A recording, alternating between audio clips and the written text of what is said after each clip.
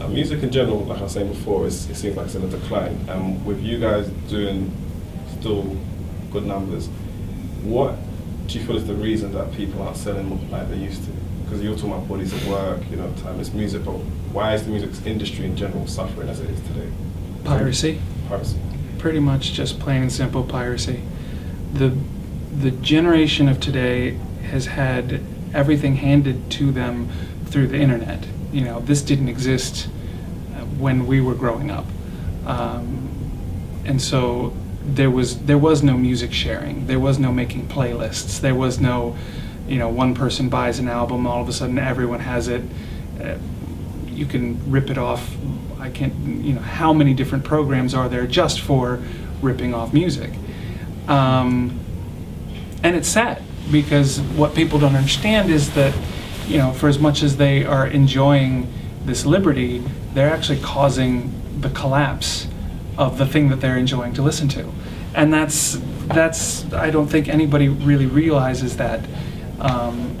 For example, myself, I'm a stickler about it. I've bought things over and over and over again because I lose an iPod, I leave it, whatever, I download it again and I pay for it again, because that's how we support each other through the industry.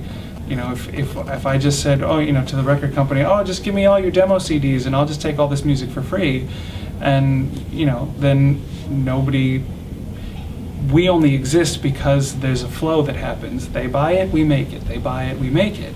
And it sounds capitalistic, and it sounds like all we care about is just making money, but it's funding. We have to think about it on terms of that. And so I'm hoping that at some point, they shut down Napster and then it's back. And the only real kind of legitimate system right now is iTunes, but they kind of have a monopoly on the whole thing, so that's never easy.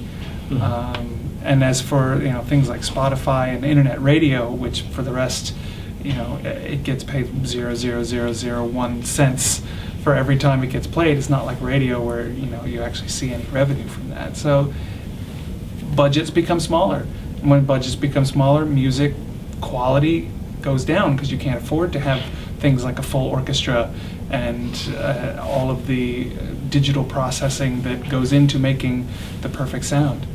So it's a self-spiraling catch-22.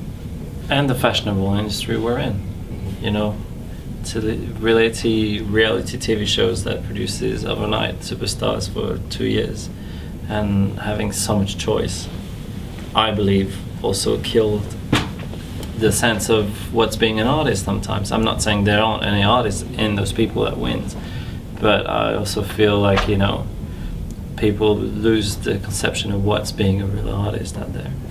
And, believing in music, sometimes, I think that has killed as well. I think artists. They're given the fame before they've actually worked to actually get to that position half the time. They just put on the TV and they're already feeling like they've arrived, where other people just had to really walk through and do the process to actually become an artist. In the old days, for example, when Frank Sinatra was singing, all these amazing singers, obviously they were singing in clubs, and they were singing in clubs for years and years and years, and then suddenly they had a deal. Right now you have these competitions. They just go, whoever sings in a karaoke or in his house, and he just goes there. Oh, fantastic! You have kind of a voice, or kind of a look, or whatever, and then suddenly, boom! You are just famous. So therefore, it's like. There are some exceptions, but it's rare. Yeah, but very rarely. See, the biggest misconception about these programs is that, as you say, people do these shows, probably win a contest or come runner-up or something, and think they have arrived. No, it started. Just beginning. And they don't realize that they just had 12 million viewers because the show had 12 million viewers, but that is not them that actually had 12 million viewers who would tune in to see just them. And that's kind of that's just a bit of it, just creates a wrong image, and that's why I think so many people just come and go. And the record companies there, I must blame them as well a bit, because they probably make a quick buck on that, but it's not going to make them survive, because at some point people are going to get tired of that. I hope it at least. So in closing, I don't know if you guys want to do a pitch. I don't think you need to do a pitch for your album because I know this album is going to do well, regardless. We hope so. Buy the album. It's Yeah, a you must. should. It's a must. It's the best LD album ever. You will like it.